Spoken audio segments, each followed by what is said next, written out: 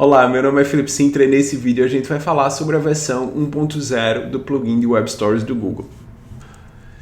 Então a versão 1.0 saiu aí menos de 2 semanas e ela está disponível no endereço wordpress.org/plugins/webstories. Então lá você vai conseguir fazer o download do plugin e instalar da forma normal, né? O vídeo anterior tinha mostrado a versão beta, que você tinha que baixar um zip, fazer a instalação. Esse processo não é mais necessário. Dentro do seu painel você pode pesquisar por Web Stories e você vai ver esse ícone, aquela interfacezinha, e você vai conseguir aí clicar simplesmente no botão de baixar e depois ativar e habilitar o plugin.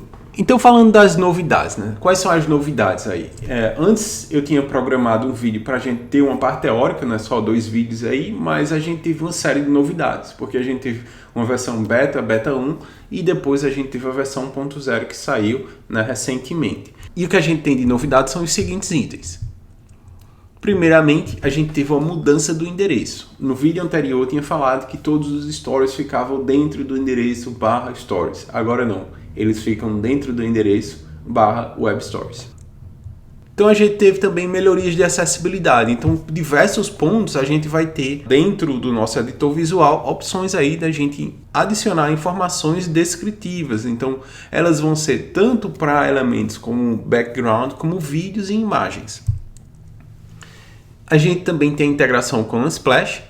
Possivelmente a gente já tinha algo rodando no plugin beta, mas não estava tão visível assim. Agora tem um ícone na aba esquerda do seu editor visual, onde você pode escolher imagens do Unsplash. Isso ajuda bastante, porque a imagem é um dos grandes fatores na cativação do usuário quando ele está navegando entre os stories. E lá você vai ter a possibilidade de adicionar imagens e vídeos. Essas imagens são de uso colaborativo, né? Você pode fazer uso dessas imagens, você só precisa fazer a referência ao autor daquela imagem quando você utiliza a imagem. Então, além disso, a gente tem alguns itens que ajudam na criação dos stories.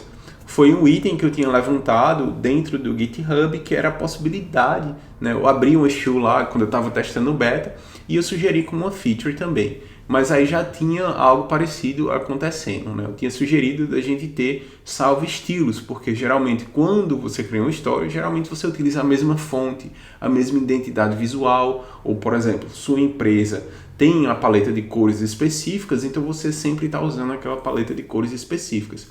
Outra novidade também que a gente tem aí é a criação do canal Google Web Creators. O foco desse canal são para criadores de conteúdo, artistas que não dominam programação. Então a ideia lá é divulgar ferramentas que ajudam pessoas que não dominam a programação, mas claro que consigam ter uma presença web. Dentro do mundo web tem várias ferramentas que disponibilizam isso. O WordPress, particularmente, é uma dessas ferramentas que promovem aí essa democratização da informação digital, né? Quando você simplesmente com 3 passos você consegue instalar um WordPress e você consegue aí publicar conteúdo na web. Então o WordPress é uma plataforma que traz muita gente para o mundo digital e a ideia é que essa ferramenta do Web Stories também fique acessível aí para todo mundo, não simplesmente para desenvolvedores como era anteriormente com o Web Stories, que necessitava aí de você codar para você fazer o uso do Web Stories. Com o Web Stories você tem um editor visual dentro do WordPress e também você vai ter o editor visual em outras plataformas. Não quer dizer que você depende do WordPress para usar o Web Stories. Não, fora do ecossistema WordPress, você vai ter aí outras ferramentas. Então, quando eu fiz o primeiro vídeo, eu tinha feito 2 stories. Se a gente olhar dentro do Search Console, eu tenho 2 spikes aí, né, que os meus itens foram exibidos. Então foi por volta do dia 14 e por volta do dia 26 de agosto aí eu tive esses 2 spikes. Então esses 2 spikes, eles refletem alguns momentos também. Por quê? Eu estava testando a versão beta do Web Stories e eu estava testando a versão beta do plugin do AMP, a versão beta do 2.0. E algumas semanas aí a gente teve problemas, né? As 2 versões betas, elas não estavam se batendo muito bem e tinha um momento que o Web Stories quebrava o AMP quebrava o Web Stories, e por isso que a gente teve esse gráfico aí meio estranho, né? Com 2 spikes aí, porque nesse tempo eu estava mudando constantemente o conteúdo. Mas o tempo que eu deixei esses 2 itens sem mexer bastante, eu tive aí acesso orgânico vindo para esses 2 itens. Então a gente teve uma impressão, por exemplo, do Stories relacionado a Web Stories. A gente teve aí 2.000 impressões. Então essas impressões eram exibições no Discovery do Google. Então essa também é uma funcionalidade nova dentro do Search Console. Você consegue filtrar por acessos vindos do Discovery. Então só um ponto também que teve um impacto aí é que a URL mudou, né? Então primeiramente indexou aquela URL com o Stories e depois a gente mudou para o Web Stories. Mas no plugin Web Stories ele cuida de fazer esse redirecionamento.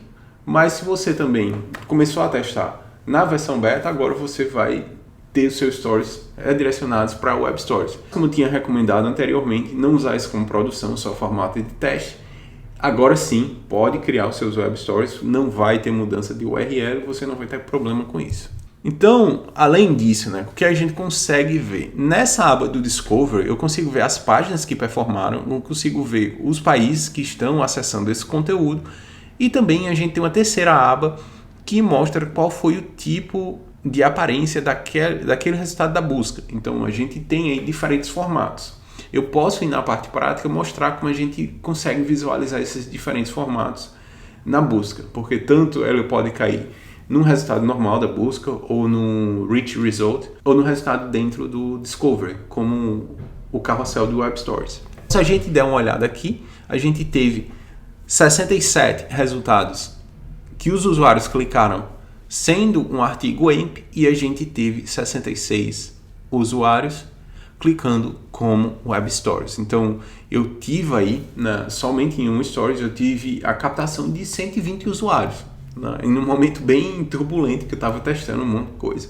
O ideal, eu vou voltar aqui, vou fazer mais Web Stories e eu vou ver como é que isso vai performar em um mês sem eu alterar, sem eu bagunçar essa estrutura. Mas só entre esse pequeno intervalo aí de 2 semanas eu consegui 120 usuários. Então essa vai ser uma fase mais para a gente explicar o que aconteceu durante esse período, nessas 2, 3 semanas aí que eu fiz o primeiro vídeo, testei a versão beta, saiu a versão 1.0 e o que eu consegui captar aí, né, no meio dessa bagunça de usuários para os meus stories. Então agora sim, no próximo vídeo a gente vai entrar na parte prática e eu vou mostrar o editor visual, porque agora sim está estável, a gente corre menos risco de ver alguns bugs aí. Essa semana, testando a versão 1.0, eu encontrei 2 bugzinhos, fiz questão de ir lá no GitHub e abrir uma requisição de correção desses bugs. O time em 2 horas já responderam e já marcaram como um item para correção nas próximas versões. Mas não são bugs que interferem, por exemplo, no resultado da sua busca, no resultado orgânico, ou que vão atrapalhar nessa captação de usuários. Não, são mais glitches dentro do editor, comportamentos um pouco estranhos, que geralmente pode até passar despercebido. Mas então é isso. A gente vai fechando esse vídeo por aqui. Se ainda não segue o canal, por favor, siga o canal, deixe nos comentários e até o próximo vídeo. Falou!